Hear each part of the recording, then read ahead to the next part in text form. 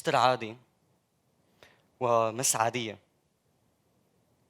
بفوتوا على المدرسة، بخلصوا 12 سنة دراسة، بياخدوا بكالوريا، بياخدوا مجموع، بحطوه هيك رقم دائما للمقارنة لاحقا. بيفضلوا على الجامعة لأنه لازم يفوتوا على الجامعة ويدرسوا ويتخرجوا لأنه بدهم يشتغلوا، بيتخرجوا وبيقدموا على أول فرصة وظيفية لحتى يبدوا مشوارهم المهني. وبتبلش المفاجآت. بدهم يكتبوا السي في أو السيرة الذاتية. بالسيرة الذاتية بالعادة بنبلش بالمعلومات الشخصية، بنحط مثلا الاسم، تاريخ الميلاد، معلومات تواصل، موبايل، ايميل. بعدين هيك في شقفة من السي في ضرورية جدا، المؤهل العلمي أو الأكاديمي. وعادة هذا المؤهل هيك بنفكر إنه لازم يتوافق مع الفرصة الوظيفية أو الشغل اللي عم نقدم عليه. خلينا نطلع على شوية أرقام. بالمخطط اللي قدامكم فيديو هو عم بيقلب، في عنا 4 منحنيات. هي الأربع منحنيات بتمثل فئة الشباب اللي عمرهم 25 سنة وفوق. المنحنى اللي بنفسجي اللي مشي معه الفيديو هن كل الأشخاص اللي تحصيلهم العلمي أكثر شيء ضمن الفئة المدروسة، معهم شهادة بكالوريوس دراسة 4 أو 5 سنوات. كل ما طلع المنحنى قيمته كل ما كان معدل البطالة أعلى. بقراءة سريعة بيطلع معنا إنه حتى بال2020 وقت الكورونا هدول الأشخاص ما كانوا معرضين مثل غيرهم ليفقدوا شغلهم.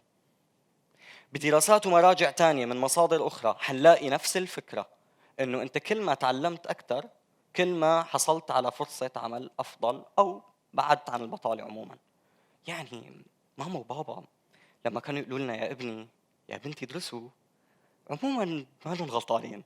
لكن بدراسة تانية لإيبل وديتس في جدول شرح نتائج الدراسة ضمن اتجاهين. الاتجاه الأول هو إنه في عندي مجال واسع. إذا أنا درست هندسة ميكانيك فاسمي درست مجال الهندسة الميكانيكية، بحصل على إجازة من هذا الفرع. إذا درست ضمن الهندسة الميكانيكية هندسة طيران، صار معي إجازة في الهندسة الميكانيكية اختصاص هندسة طيران. فيكم تعمموا هذا المثال على أكثر من اختصاص. بالدراسة هي طلع معهم إنه 38% من الأشخاص بيشتغلوا برات مجالهم و73% برات الاختصاص. طب سؤال، كم حدا هون هلأ عم يتدرب أو بيشتغل خارج المجال أو الاختصاص؟ عظيم، التوك لكم. ولقدام حنشوف إنه حتى الأشخاص ما رفعت إيدها التوك لكم. خبر ثاني 2019 بزنس انسايدر بتقول إنه جوجل لم تعد تشترط شهادة البكالوريوس لحتى توظف أشخاص عندها. تعطيهم راتب أعلى بس ما بتشترط وجود المهارة والخبرة على وجود الشهادة. آكيو موريتا المؤسس الشريك لسوني عنده اقتباس مشهور بيقول فيه عنا قاعدة بالشركة، بس نوظفنا حدا ما بقى نطلع السجلات الدراسية تبعيتهم ولا نعتمدها مستقبلا لا للتقييم ولا حتى للترقية الوظيفية. حتقولوا قصدك الجامعة راحت على الفاضي، ما هيك؟ عادي يقولوا. لا أكيد لا، ما مش منطق. إذا سوري عم بقول كثير دراسات بس كمان هيك بقيان شغلة، إنه في مهارة بناخذها من الجامعة أحيانا ما بنحط لها بال. موجودة هالمهارات بدراسة أكربرت بال 2015. بالمقابل فيكم تعملوا بحث بفوربس وإميريتس وتقاطعوا هي المهارات اللي موجودة بتسميات مختلفة مع فوربس والمهارات المطلوبة بسوق العمل موجودين. يعني في طيف واسع من مهارات العمل اللي نحن موجودة عنا. خلينا نواجه الواقع، مش كل شيء أخذناه بالجامعة حنستفيد منه مباشرة بعد التخرج. أصلاً في شغلات بجوز ما نستخدمها أبداً. بالمقابل في شغلات بذات الأهمية بس ما منطلع عليها، ممكن تعطينا فرصة أقوى للحصول على عمل، بل وممكن نأسس مشروعنا الخاص. أعطيكم مثال سريع. مين هون تعلم مناظرة مثلاً؟ حتسألوا حالكم شو فائدة المناظرة؟ خليني أحكي لكم من وجهة نظر شخصية. إذا تعلمت مناظرة بتعلم كأني عم بلعب شطرنج، تفكير استراتيجي لقدام، وكأني عم بلعب بينبون. كيف؟ لأنه بالمناظرة بتعلم إني أخطط لقدام، بدي أحضر الملف تبع المناظرة، أحضر الحجج تبعيتي، وبدي أتنبأ بحجج الخصم. بذات الوقت وغالبا بكل مناظره الخصم بيحضر شغلات ما كنت متنبئ فيها، فبدي اتفاعل معها بسرعه ومثل البينبون اكبس واجيب النقطه، اجيب سكور. شغله مهمه كمان كثير بالمناظره انه بدي اتعلم اسمع الطرف الاخر لاخر الشيء، لانه جدل منظم. والاحلى بالمناظره انه بتقمص احيانا وجهه نظر ضد وجهه نظري، بقدر افكر بطريقه الطرف الثاني.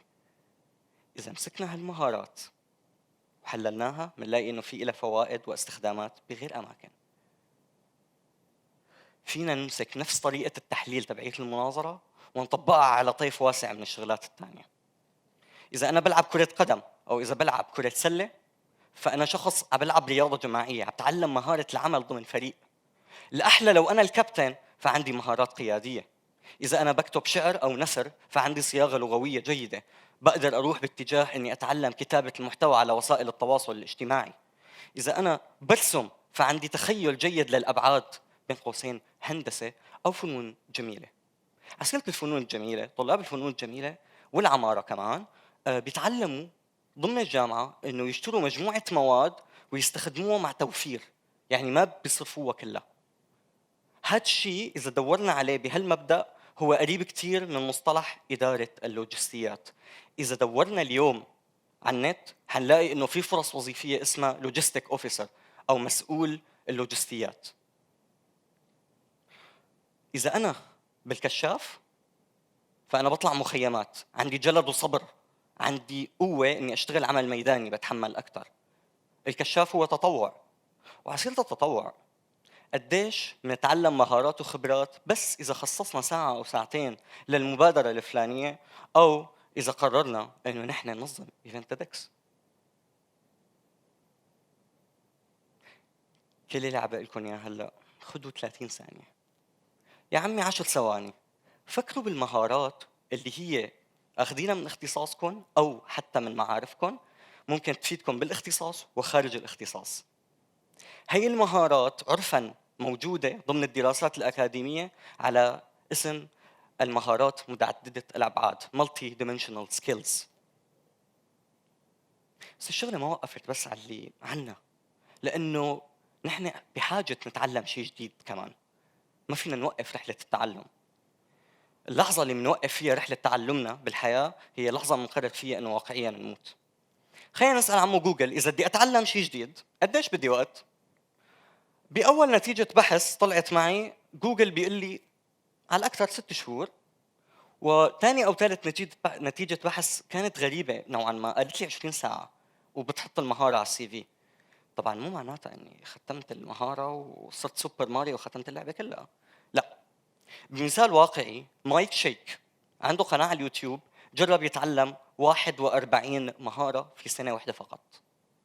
بعد سنة عمل مراجعة بفيديو تاني للمهارات اللي تعلمها، وطلع معه انه بيقدر يساوي نفس المهارات بدرجات متفاوتة بس ما نسيها. بالاخير قضى سنة على 41 مهارة. قضى وقت جيد في التدريب. بمعنى اخر انه انا عندي قدرة اتعلم شيء جديد. عندنا قدرة انه نتعلم شغلات باختصاصنا وشغلات برات اختصاصنا، بل وننجح براتهم. مثال ديفيد إيجلمان، شخص تخرج معه إجازة في الأدب البريطاني والأمريكي وبعدين أخذ دكتوراه بالنوروساينس. حتقولوا أجنبي، عادي يعني الشغلة بتزبط برا يعني عادي، أمثلة متكررة. معكم بالصورة كابتن عليا الياسين. عليا أساس اختصاصها الجامعي هندسة كهرباء وما بتشتغل هندسة كهرباء. كابتن عليا هي أول محكم دولي يترأس طاقم تحكيم في الوطن العربي، ما صار لها كم يوم رجعنا من بطولة. والمثال الأشهر في مجال تعدد المواهب ليوناردو دافنشي. ليوناردو دافنشي مفكر، فيلسوف، نحات، رسام، بل ومهندس. حتقولوا ليوناردو نابغة، جاي جاهز هيك من بطن امه يعني، والجينات تبعيته شغاله والبيئه اللي حواليه كثير عظيمه. اوكي، تعالوا نناقش بس فكره الجينات او انه هذا حدا نابغه اوريدي. تجربه بولجر، لورونزو بولجر في صناعه بطلات الشطرنج. نبذه سريعه، لورونزو بولجر عنده 3 بنات، قرر انه يصنع منهم بطلات شطرنج. خصص لهم برنامج هو صممه لحتى يقضوا أكبر وقت ممكن بالتدرب. النتيجة الأولى إنه بعمر 4 سنوات فقط بنته الصغيرة دخلت على نادي الشطرنج المحلي وتحدت كل اللعيبة اللي هناك بما فيهم الجراند ماسترز، هدول اللعيبة الأوائل، وكلهم خسروا قدامه. 4 سنين.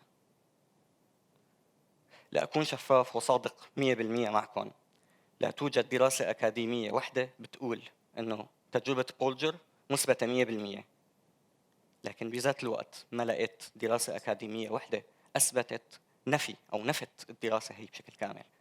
بمعنى آخر، تجربة بولجر قابلة للتعميم ببعض أجزائها على الأقل، أي أن العبقرية تصنع، فيكم تكونوا أنتم العباقرة. كل اللي عم بقول لكم إياه اليوم إنه نحن أشخاص من كتر ما حلينا رياضيات صار عندنا مهارة التحليل المنطقي بجوز ما كنا حاسين على حالنا من قبل. فينا ننجح باختصاصنا وبرات اختصاصنا. اوريدي في عالم عم تسمعني هلا هن رائعين وعندهم هي الشغلات. انتم ما لكم بحاجه فيتامين واو على قد ما لكم بحاجه تقعدوا مع بعضكم او تقعدوا مع حالكم حتى وتسالوا حالكم قديش مهم مجموع البكالوريا. يا عمي انسوا لي مجموع البكالوريا شوي، انا عندي مهارات ومعارف متعلمها ومتمكن منها او فيني اقويها، وبذات الوقت انا بحاجه او بدي اتعلم مهارات ومعارف جديده. عزيزي الاتش ار او مسؤول التوظيف في مكان ما اذا عم تسمعني كمان، نحن كلياتنا مو بس اختصاص، ما العالم اصلا رايحه على اتجاه اختصاصات هجينه. نحن مجموعه قصص موجوده بذات المحل، موجوده بذات المكان، وفينا نضيف عليها كمان وكمان. شكرا لكم.